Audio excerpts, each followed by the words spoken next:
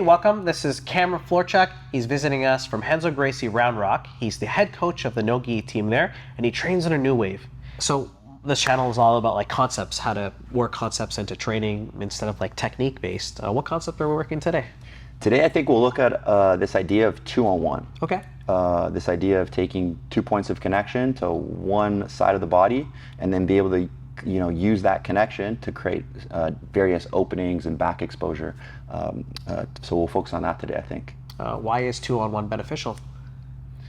2-on-1 is beneficial because it's a form of isolation of a limb. And through that isolation, we can start to create opportunities to move to new positions and advance our position on the body, and then get to those scores. And then from those scores, create opportunities to work our finish. Beautiful. Love it. I'm excited. Yeah, that's it. That's it.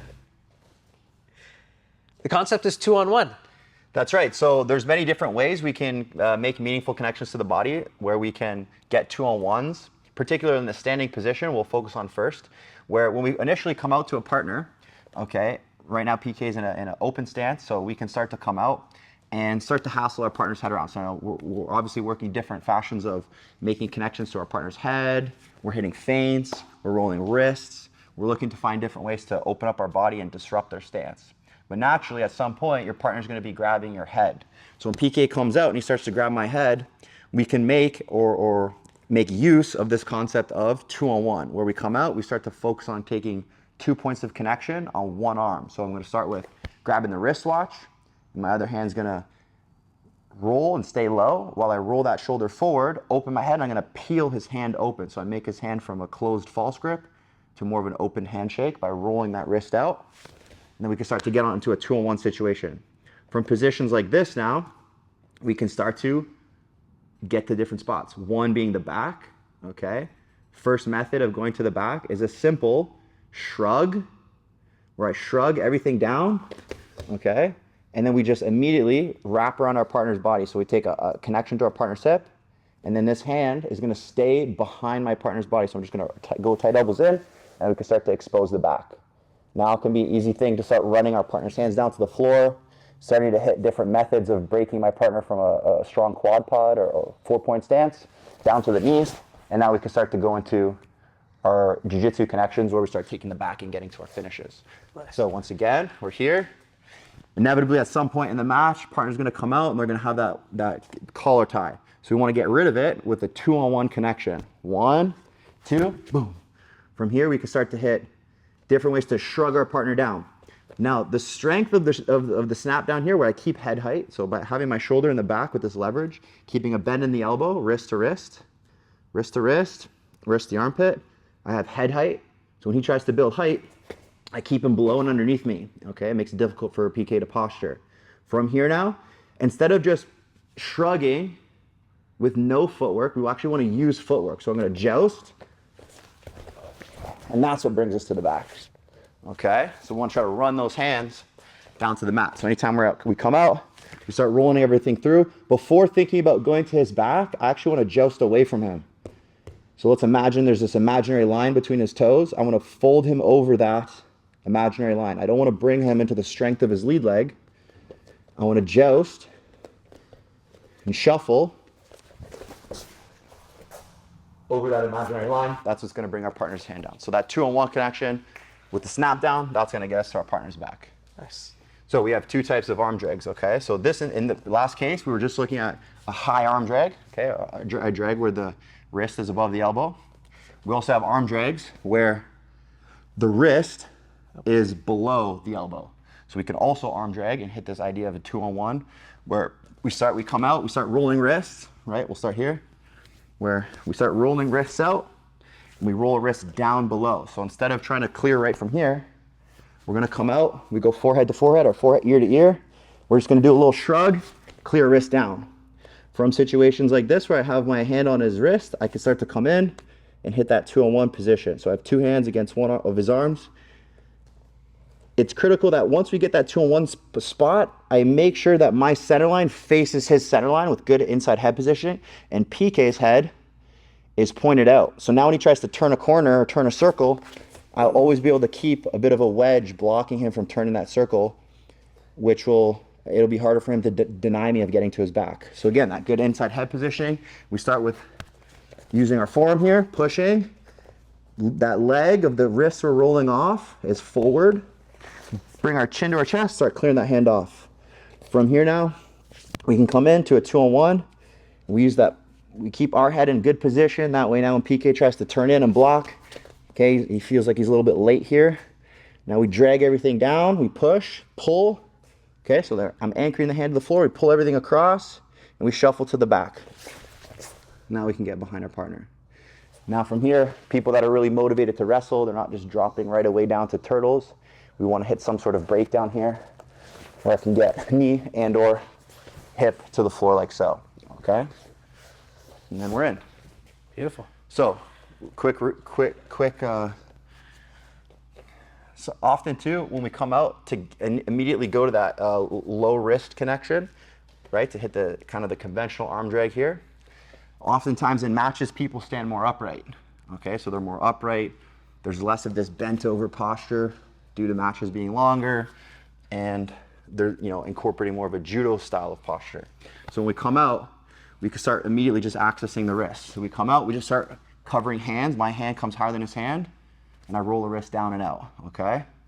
From here, we can come in and hit the same situation. Now, if I don't, because we're up taller and my head isn't connected to his head, if we just start dragging here, he can always turn a pretty strong corner. Now you'll notice when I dragged, PK stepped to deny me of getting to his back. So we can go in this more upright posture, where we hit a 2-on-1, and I'm gonna use my hips to come close to him. I'm gonna use the arc of my foot and interrupt that foot that's stepping, okay? So we come out, boom. That can also get our partner's hands and hips and knees down to the mat, okay? So we can hit arm drags in this more upright posture with the usefulness of our feet. What we want to avoid is hitting an arm drag like this where we use our feet and PK's head is a head lower than mine. This would be defensively like irresponsible, because if I start reaching out, he's right there for a leg tackle. So we kind of sometimes have to encourage the person to posture up. So my 2-on-1 will be that much better. If I start pumping the head, moving, boom, he starts posturing. Our head height is the same. Now's a good time to get to that 2-on-1, drag, interrupt that foot, and get to the back. This is one of my favorites. Great way to interrupt their step, get to that 2-on-1. Yeah. So next one, down the mats. Another great way to focus on using 2-on-1 is from positions in seated guard, okay? So same idea where we're trying to go 2-on-1, get into that arm drag. Oftentimes in these seated positions, we want to have our hips, or our head and shoulder rather, in front of our hips. That way when PK tries to push me back, it's not an easy thing. From here, we can come in, we can start grabbing wrists and taking wrist deep into that armpit, okay? Once we're here like so, we want to drag our partner's arm across our body. That's going to give us some back exposure. Okay, so we start dragging like so. As we're dragging that arm across, we're going to dig our heels into the mat and scoot our hips towards our partner as we pull our partner on top of us. So it's the scooting motion that creates momentum to get my partner and elevate my partner to heist them on top of me. Okay? What we want to avoid is just pulling our partner back like this. Okay, coming back, PK? Yeah. What we want to avoid is just pulling our partner, he just pulls back. Okay, I end up not carrying him with me or keeping him connected. Okay? So when we come into that arm drag, we dig those heels into the mat, and I bring my hip closer to his hip, so that way we can get a strong elevation of the hips to get higher than the shoulders. Oh yeah. Once my partner's hips are higher than his shoulders, we're continuing to keep that drag, and I just keep one knee connected to him, and the other knee is gonna pummel out. As I pummel out, like, oh, we drag, and that's what exposes the back, and it drops that hip into our pocket. Now from here, I like to anchor the leg. So I take my near side hook, there's that original, the butterfly hook that was left in, that one stays on the inside of the legs. Now we can hip escape, and then we're right away into our back take. So once again, we're here like so, we come out. We start covering wrists, good head position. We start covering wrists, okay? We start hitting wrist deep.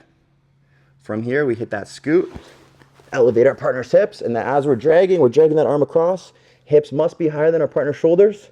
We just pummel one leg out. So I just take my knee from the inside, to the outside and drag the arm. It makes a weightless hip. We can get into the pocket. Now we can start to make that space, cover our partner's back, and go into all the attacks that we like to do from here. Okay. Great way. It's another great way, 2-on-1 from a seated position, using the concept of 2-on-1 to get someone's back. Amazing. I got a question. Yeah. I love it. It's super helpful to understand 2-on-1s for upper body. Can you maybe give an example of lower body 2-on-1s? Yeah, absolutely. So in the case of 2-on-1s, anytime we can get some sort of foot exposure, Okay. whether it be heel hook or straight ankle, it's a great way to take two hands and attack one foot. Okay. So for example, we're here, we're on the bottom. My partner's standing, you're standing above me here, PK. Okay. We can get into situations like here, like so, and we can start to find ourselves hitting a straight entering single leg X guard. So I'm going to kick through, better known as a Rimi Ashagarabi. We can get into single legs like so. And then now, by using, again, two legs against one leg, okay, pretty basic concept. My inside leg, we want to keep everything connected. So there's this torque that runs through the hips like so. What we want to avoid doing is just naively being here. We want to keep that foot connected. And now from here, we can do a lot of different things. One of them being, we're going to take a connection here like so. So we're going to go wrist deeper on the knee. And while I have wrist deeper on the knee, we can also cast our foot across and use heel hooks. Now, for beginners, it makes more sense to take our partner back. For the intermediates and advanced students, we could heel hook.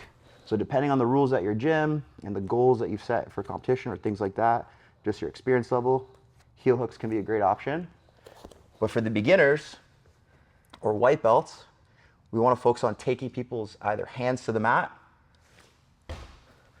with bridging, so single leg bridges, knocking people's hands to the floor, okay? And we can use 2-on-1s where I have 2 feet on one leg and I have 2 arms on one leg, okay? Now from here we can start to extend and use wrestle ups from here and things like that, okay? Another option is, my partner's on top, we can also, instead of knocking the hands to the floor, we can knock the hands back, or we can knock the hips backwards. So we're going to arc and bridge everything in, knock our partner backwards, and of course we can go in and hit various foot locks from positions like this. We want to keep my feet connected to his hips. We can start to take foot lock positions where we feed our partner's foot into our armpit. The blade of my wrist is in the back of his Achilles. Now we can go in, 2 hands connected. We take our shoulder and our elbow and we tuck it towards our partner's body, okay? So instead of linearly pulling away with the foot, we want to keep a bend in the knee and run the toes back towards the butt, towards the person, like so. And then from here, we can get a really strong break. Yeah. Oftentimes, people that are wise to this situation, they do a great job of splitting the legs and hopping over.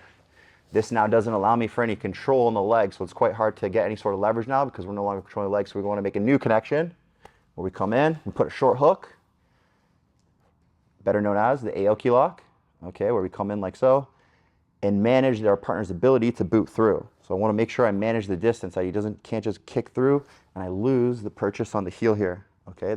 So I want to keep my elbow connected real strong, okay? Monitor the knee so that he doesn't also pull away. So if he tries to pull away, my hand can help, but eventually we want to take that foot across, cast it across like so. We initially have the straight ankle. We're talking about the blade of the wrist. We go from taking the blade of the wrist out and then rolling, using our legs to extend and rolling that elbow. So that right now my elbow's on the floor. We want to take my elbow, point it to my hip. Where now we can come in, make a rear naked strangle grip, where I grab my own bicep, my other hand comes on top. I'm back heeling to monitor his hip. And then from here we can arc and get a rotation in the foot and the leg. Another great way, 2-on-1 to get finishes when we knock our partner's hip back. Of course, we could always wrestle up here too, right? Like if I knock my partner back, there's nothing saying that we can't also build height, okay? So anytime we knock our partner back, come on up, PK. Anytime we're in situations like this, my 2 feet are on the inside position, I can start to stagger his stance, knock him back by disrupting the space between his knees. Okay, like so. Now, if I knock my partner back and we're not targeting the footlock, we actually want to target his ability to technical lift or heist. And the main function of his heist is his palm and his foot. So we don't want to attach ourselves to this leg because he can easily just like rip out, especially things get sweaty in no-gi, it's hard to hold on to. So we actually want to collect the leg like so. So now as we both go to build height together, I'm taking 2 hands, focusing all my effort and energy to connect to his leg. And then the next situation from here is I need to get to his hip. It's very important that I target connecting my hands around his hip. So if PK tries to explosively run away, I have this connection, 2-on-1. Okay, now we can start to climb the leg. I'm controlling at the ankle, the knee. Now we can release from the ankle, go to the knee. Now we can start getting up to the waist and not let our partner just run away from us. And of course, start breaking them down into positions where we're in a good scoring position and to the back, okay? So quick review, a really basic sweep here where we come in, we have the butterfly connection like so between our partner's legs, okay? So oftentimes my partner has a good stance. He's not necessarily gonna stand square. A good opponent, a good training partner is gonna stand staggered, okay? From here, this is where we wanna start with positions where we have tripod sweeps. We can hit our knockdowns from here, or we could look to start clearing legs inside, grabbing wrists, dragging wrists, and hitting those positions where, again, I stagger his stance, I off balance him, and then now we can fire our legs up and start knocking our partner back. Now, anytime we're on the 2-on-1 with the arms or 2-on-1 with the legs, my partner does a good job. He doesn't let me hit him onto this hip and start attacking his foot. Anytime we can hit a knockdown, this is a great opportunity we've briefly disrupted his stance. Now we can start to come up. So as we both go to try to build for height, we start creating space. I start wrestling up onto a knee, controlling that foot. He has a choice from here to walk his hands back in, right, and put me on my back. No problem. We can always, go back into legs. But in the case of looking to wrestle up, I want to use my feet to widen his stance. Now as he tries to walk into me, he kind of has to get rid of that foot. So as long as I keep that foot, and then right away pop up to my feet, keep the ankle stuck in my armpit, in the bend of my elbow. Now when he tries to run away, it's difficult. If he tries to walk into me now, it's difficult because my head's higher. Now we can start to go 2-on-1, climb up, get to the waist, and then we can start wrestling, getting into our scores from here, taking the back, and getting to those finishes. Awesome. It seems like to me the 2-on-1 is like, it's more powerful because 2 limbs are more powerful than 1. Absolutely. But I also find that it seems to reduce mobility. Like when you're doing this arm drag, I can't go forwards or back. It seems like it's being blocked both ways. Right? Yes. So 2-on-1 seems to prevent 2 directions of motion. Yeah, there's a sense where you have to fix it. You have to connect to me. You have a strong connection to my body with that 2-on-1. But it's the stance and the motion of your feet that you create is what gets you to my back. Sure. So if you're up here, so for example, let's say you didn't use your hips or your feet, you just fixed your legs. So let's say you get to that 2-on-1, or you're talking about the arm drag. So you get to that 2-on-1 situation. If you don't have you have a good stance, but you don't have any motion, and that's where the lateral movement of your feet. So as you start to flank to my back, the 2-on-1 becomes better. You see how that works? So it's your footwork that coupled with the dragging and rotation. Good, come on back. So as your feet generate power off the floor, it runs up through your body into your arms, making the arms strong. Okay, go ahead. Yeah, you see? So if we start coming out here, it's not me moving you, okay? It's me moving some of me. I'm gonna generate the power in my legs, so my stance, coupled with motions. So the origin of the movement, the connection is up here. But to gain the next position, it happens in my legs and my hips. So a conventional arm drag would be where I step off to the side with the 2-on-1. There's a sinking motion. There's a sinking and turning motion. So my hips generate that motion, you see? If you come out and you just start trying to move people around with no hips or feet connect, like a good stance and motion, it's very difficult to move somebody with a 2-on-1. So too when we're on the ground. If we're here like this and we're in that butterfly position, just come on over here. I can't expect to move the person to my space. We start with an initial connection, and then I use, my seated stance with motion to get to my next better connection. And then from here, you can start dragging. Bring everything around, turning the corner. Make sense? Beautiful. So it's one of those things where you're totally right. Like, just the actual connection is not enough. It's, you know, usually some form of connection where there's an asymmetry. Instead of us being 50-50, just running, you know, towards each other, we have to have some sort of 2-on-1, some sort of asymmetry, and then that's going to allow us, once our hand positioning is in place, then we can hit our stance and our motion, generate that power from our hips. That's sometimes what makes the wrestling a little bit different than the ground game, because it's such open space. We don't have the floor, our feet are connected to the floor versus like playing guard, for example. It's our hips, it's our knees, it's our shoulders. So there's more points of contact on the floor that you have to concern yourself with 2-on-1s. You know, different ways that you would bridge and shrimp. That's why those are so important with the 2-on-1. But in the standing position in this case, it's that initial 2-on-1 with the stance and the motion. That's what's going to get you to your partner's back. So, yeah. As we were playing, even with the Aoki lock, it was like it almost felt like 4 points. Like you were like 4-on-1, and like you had it. There was just no completely way. targeting one limb. Yeah. That's Absolutely. powerful. It's awesome. Yeah, the more the better, right? Yeah. In that case, for sure. Anything else you want to say? Thank you guys for having me. Really excited to be able to show you guys some of my favorite moves, some of the things that we've been working on. So create those short-term, long-term projects, and 6 months will go by, and all of a sudden you'll have a whole new skill set. So keep working hard there, guys. So Find some good 2-on-1 positions and see how it benefits your game and getting to the back. Thanks a lot, Cameron. Thank you. My pleasure. Appreciate it. Thank you.